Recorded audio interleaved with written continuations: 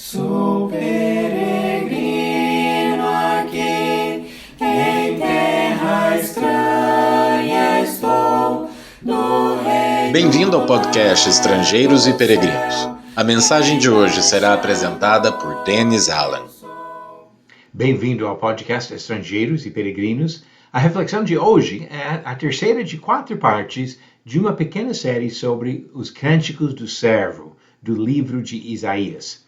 No final da mensagem de hoje, eu darei a resposta à pergunta 941 e a nova pergunta do dia. O que nós temos visto nos últimos 2 episódios são os primeiros 2 dos 4 Cânticos do Servo.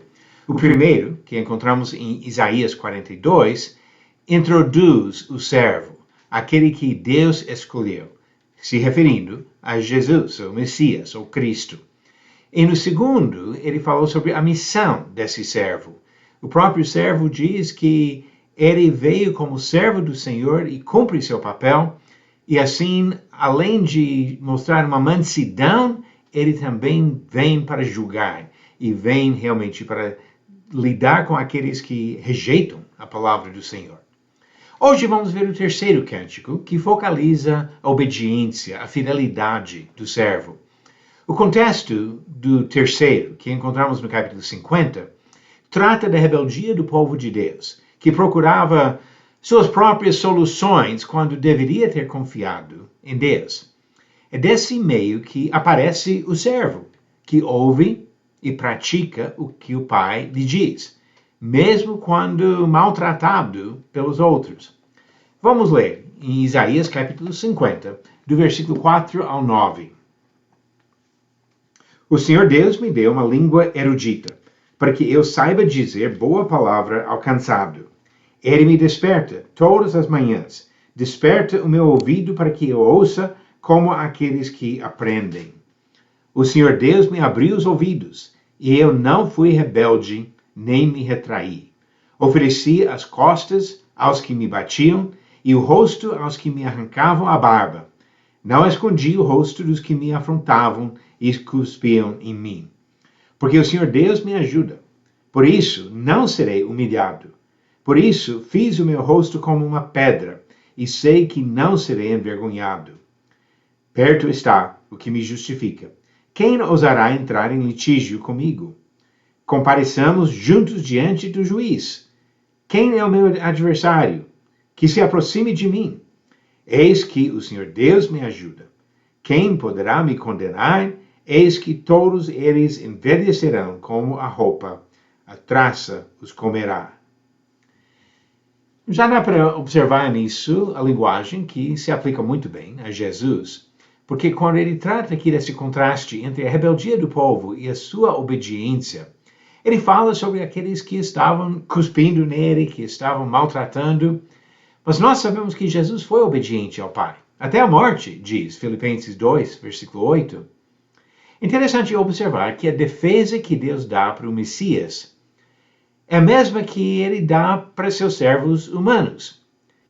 Nesse cântico, em Isaías, o servo disse, no versículo 8, perto está o que me justifica.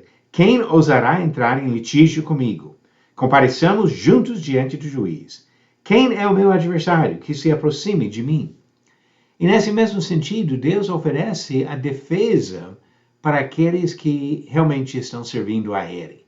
Paulo usa a mesma linguagem para falar sobre a maneira que Deus protege os cristãos, em Romanos capítulo 8, do versículo 31 ao 34. Deus estava com o seu servo, o Messias, Jesus Cristo.